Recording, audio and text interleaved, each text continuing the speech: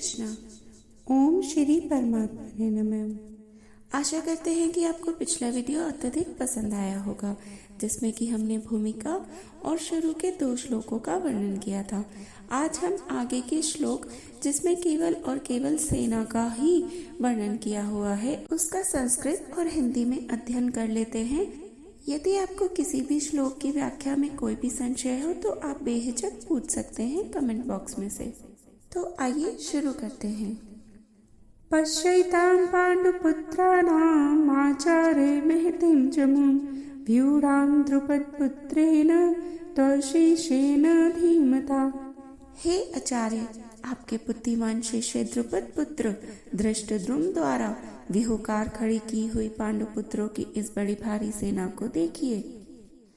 अत्र शूरा महेश्वासा भीमार्जुना समायुधि युयुत्थानो विराटश्च द्रुपदश्च महारथ धृष्टकेतुश्चेकितानः काशीराजश्च वीर्यवान् पुरुचित कुन्तिभोजश्च शैप्यश्च नरपुङ्गवः युधामन्यश्च विक्रान्त उत्मोजाश्च वीर्यवान् सौभद्रो द्रौपद्यश्च सर्व एव महारथाः। इस सेना में बड़े बड़े धनुषों वाले तथा युद्ध में भीम और अर्जुन के समान शूरवीर सात्विक और विराट तथा महारथी राजा द्रुपद, धृष्टकेतु और चेकितान तथा बलवान काशीराज, पुरुजित, कुंतीभोज और मनुष्यों में श्रेष्ठ शैप्य, पराक्रमी युधामन्यु तथा बलवान उत्तमौजा, सुभद्रा पुत्र अभिमन्यु एवं द्रौपदी के 5 पुत्र, ये सभी महारथी हैं। अस्माकं तु विशिष्टाये तानि भूत द्विजोतम नायकामं सैन्यस्य संज्ञार्थं तान् ब्रीवीमि ते।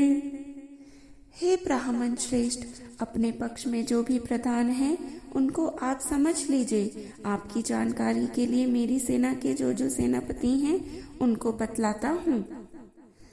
भवान् भीष्मश्च कर्णश्च कृपश्च समितञ्जय अश्वत्थामा विकर्णश्च सोमदत्तस्तैव च अन्ये च बहवः शूरा मदर्थे त्यक्तजीविताः नानाशस्त्रप्रहरणाः सर्वे युद्धविशारदाः। अप्राप्तं तदस्माकं बलं भीष्माभिरक्षितं प्राप्तं त्विदमेतेषां बलं भीमाभिरक्षितम्। अयनेषु च सर्वेषु यथाभागम् अवस्थिताः भीष्मेवाभिरक्षन्तु भवन्तः सर्व एव हि। आप द्रोणाचार्य और पितामह भीष्म तथा कर्ण और संग्राम विजयी कृपाचार्य तथा वैसे ही अश्वत्थामा, विकर्ण और सोमदत्त का पुत्र भूरिश्रवा और भी मेरे लिए जीवन की आशा त्याग देने वाले बहुत से शूरवीर, अनेक प्रकार के शस्त्र अस्त्रों से सुसज्जित और सबके सब युद्ध में चतुर हैं। भीष्म पितामह द्वारा रक्षित हमारी यह सेना सब प्रकार से अजय है और भीम द्वारा रक्षित इन लोगों की यह सेना जीतने में सुगम है। इसलिए सब मोर्चों पर अपनी अपनी जगह स्थित रहते हुए आप लोग सभी निसंदेह भीष्म पितामह की ही सब ओर से रक्षा करें। तस्य संजनयन् हर्षं कुरु वृतः पितामह सिंहनादं विनद्योच्चैः शङ्खदद्मो प्रतापवान्। ततः शङ्खाश्च भेयश्च पन्नवानकगोमुखः सहसैवाभयहन्यन्त सशब्दस्तमौलोऽभवत्। ततः श्वेतहर्ययुक्ते महती सयन्दने स्थितौ माधवः पाण्डवश्चैव दिव्यो शङ्खौ प्रथमतुः। पाञ्चजन्यं ऋषिकेशो देवदत्तं धनञ्जयः पौण्ड्रं ददमौ महाशङ्खं भीमकर्मा वृकोदरः। अनन्तविजयं राजा कुन्ती पुत्रो युधिष्ठिरः नकुलः सहदेवश्च सुघोषमणिपुष्पकौ।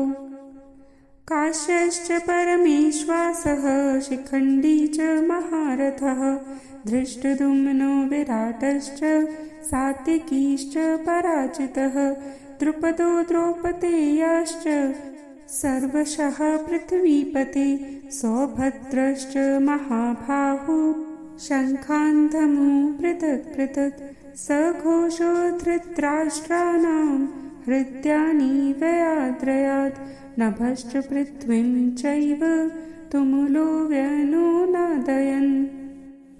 इसके पश्चात शंख और नगाड़े तथा ढोल, मृदंग और नरसिंगे आदि बाजे एक साथ ही बज उठे। उनका वह शब्द बड़ा भयंकर हुआ। इसके अनंतर सफेद घोड़ों से युक्त उत्तम रथ में बैठे हुए श्री कृष्ण महाराज और अर्जुन ने भी अलौकिक शंख बजाए। श्री कृष्ण महाराज ने पांचजन्य नामक, अर्जुन ने देवदत्त नामक और भयानक कर्म वाले भीमसेन ने पौंड्रक नामक महाशंख बजाया। कुंती पुत्र राजा युधिष्ठिर ने अनंत विजय नामक और नकुल तथा सहदेव ने सुघोष और मणिपुष्पक नामक शंख बजाए।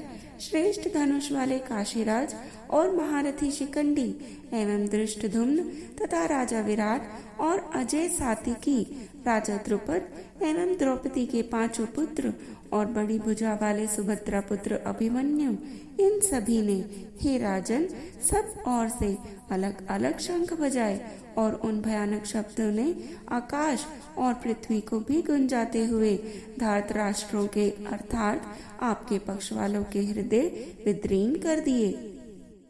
जय श्री कृष्ण। आज के वीडियो को यहीं समाप्त करते हैं। आशा करते हैं कि आपको अच्छे से समझ आ गया होगा। आगे के अध्याय की संपूर्ण व्याख्या के लिए कृपया हमसे जुड़े रहें और जपते रहें। जय श्री कृष्ण।